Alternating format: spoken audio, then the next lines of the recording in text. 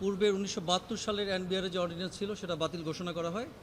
পাশাপাশি এনবিআরকে বিলুপ্ত ঘোষণা করা হয় এবং ফাইন্যান্স মিনিস্ট্রি যে আইআরডি ওই ডিভিশনটাকে বিলুপ্ত ঘোষণা করা হয়। বিলুপ্ত ঘোষণা করে আপনারা জানেন যে ফাইন্যান্স মিনিস্ট্রিতে আরও দুইটা বিভাগ তৈরি করা হলো, একটা পলিসি মেকিং আর আরেকটা হচ্ছে ম্যানেজমেন্ট মেকিং। এই আমাদের সাবমিশন হচ্ছে, আমরা কোর্টে নলেজে নিয়ে আসবো। আমরা ইতিমধ্যে একটা রিট ফাইল করেছি এই বিষয়টা নিয়ে। ফাইন্যান্স মিনিস্ট্রি ইতিমধ্যেই ওভারলোডেড, অনেকগুলো বিভাগ নিয়ে তারা কাজ করে। আপনি ব্যাংকিং বলেন, ইন্স্যুরেন্স বলেন, বাংলাদেশ ব্যাংক বলেন, অথবা আপনি অন্যান্য রেভিনিউর পলিসি মেকিং বলেন ইত্যাদি। সেক্ষেত্রে আবার ফাইন্যান্স মিনিস্ট্রিতে নতুন করে দুইটা ডিভিশন ক্রিয়েট করে ওই ডিভিশনের অধীনে নিয়ে যাওয়া একটা ওয়েল এস্টাবলিশড একটা সংস্থা 1972 সাল থেকে তারা কাজ করে যাচ্ছে, সেই সংস্থাকে হঠাৎ করে বিলুপ্ত ঘোষণা করা আমার মনে হয় এটা সংবিধানের সাথে সাংঘর্ষিক এই জন্য যে আমাদের সংবিধানের আর্টিকেল 26 বলেছে যদি কোনো আইন, যদি কোনো অর্ডিন্যান্স যদি পাশ হয় সেটা যদি মৌলিক অধিকারের সাথে সামঞ্জস্য না হয় সেক্ষেত্রে সেই আইনটা অধ্যাদেশটা চ্যালেঞ্জ করা যাবে এবং supreme court is the concern authority ওইটাকে রিভিউ করার। দ্বিতীয় গ্রাউন্ড আমাদের হচ্ছে যেহেতু এইটা একটা এনবিআর হচ্ছে দীর্ঘদিন ধরে রেভিনিউতে তাদের অনেক অবদান, এদেশের জিডিপিতে প্রায় 85-র উপরে রেভিনিউ কালেকশনে এনবিআরের অবদান। এই যে এই কন্ট্রিবিউশনটা, এই রেভিনিউ কালেকশনটা যদি ক্ষতিগ্রস্ত হতে পারে বা মানুষের মধ্যে যে রেভিনিউর সাথে যে তাদের কনসার্ন, এই কনসার্নটা দীর্ঘদিন ধরে যে প্র্যাকটিসটা হয়ে আসছে সেই প্র্যাকটিসটা হঠাৎ করেই কোনো রকম কনসার্ন অথরিটির সাথে, স্টেক হোল্ডারদের সাথে কারোর সাথে আলাপ আলোচনা না করে তড়িঘড়ি করে এই অর্ডিন্যান্সটা করেছে। সেই অর্ডিন্যান্সটা আমাদের কাছে মনে হচ্ছে যে এটা কোর্টের নলেজে নিয়ে আসা উচিত।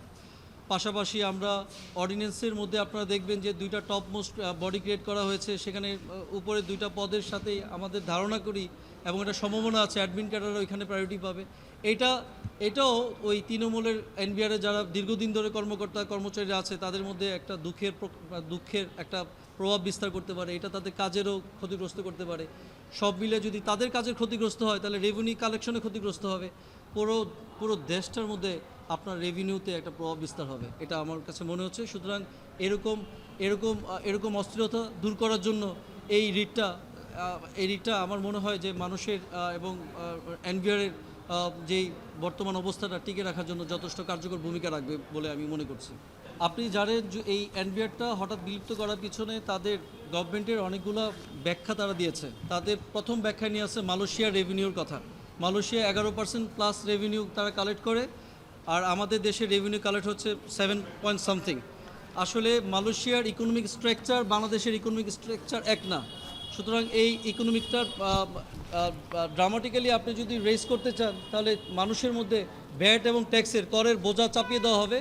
এই দেশের মানুষ, খেটে খাওয়া মানুষ, আর হচ্ছে এই দেশের উদীয়মান ব্যবসায়ীরা এই ভ্যাট এবং ট্যাক্সের এই প্রত্যক্ষ এবং পরোক্ষ করের চাপ সহ্য করতে পারবে না, এটাই আমাদের কাছে মনে হচ্ছে। আমরা জানতে চেয়েছি তাদের এই অবৈধ অধ্যাদেশটা যেটা রাতে পাশ করা হয়েছে কেন বাতিল ঘোষণা করা হবে না, যেটা আলট্রা ভাইরাস সংবিধানের সাথে যেটা মনে হচ্ছে যেটা আলট্রা ভাইরাস। নাম্বার 2 হচ্ছে আমরা একটা ডাইরেকশন চাচ্ছি যে সকল স্টেক হোল্ডাররা আছে বাংলাদেশে এক্সিস্টিং তাদের যে রিফর্মস প্রপোজালগুলো ছিল এই কনসার্ন ম্যাটারে, ওই প্রপোজালগুলো তারা পাবলিশ করুক, জনগণ জানুক, মানুষ জানুক, সবাই আমরা জানি যে ওই প্রপোজালগুলো কী ছিল, ওই প্রপোজালের রিফ্লেকশন এই অর্ডিন্যান্সে আছে কি না।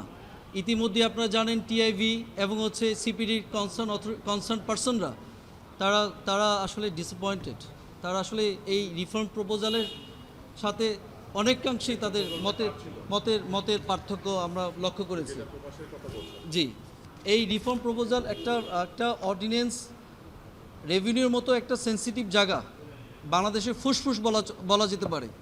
এই রেভিনিউর মতো একটা ফুসফুসের মতো একটা গুরুত্বপূর্ণ একটা প্রতিষ্ঠান বা একটা কনসেপ্ট, এইটা আমাদের বাংলাদেশের যারা স্টেক হোল্ডার আছে,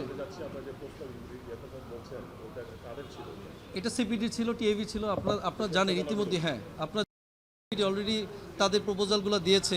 তারা ফর্মাল ইনফর্মাল ওয়েতে বিভিন্ন সাংবাদিকদের কাছেও তারা তাদের প্রপোজালগুলো দিয়েছে যে কী কোন ওয়েতে রিফর্ম হওয়া উচিত ছিল। আসলে এনবিআরকে রেখেও রিফর্মস হওয়া যেত, এনবিআরকে রেখেও করা যেত, কিংবা আপনার আপনার এই আমাদের সকল মানুষের চাওয়া পাওয়ার একটা মতের প্রতিফলন ঘটাইতে পারত। আসলে আপনারা দেখেছেন এটা তড়িঘড়ি করে এই অর্ডিন্যান্সটা রাতে পাশ করেছে। আপনারা সাংবাদিকরাও মনে হয় এ ব্যাপারে আপনারা জানেন না যে আপনাদের পাশ করার আগে এটা নিয়ে যে একটা ব্যাপক বৃহৎ আলোচনা, সেটা আমরা আপনাদের মাধ্যমেও দেখিনি, এবং পাশাপাশি এই অর্ডিন্যান্সটা আমরা স্টে চেয়েছি।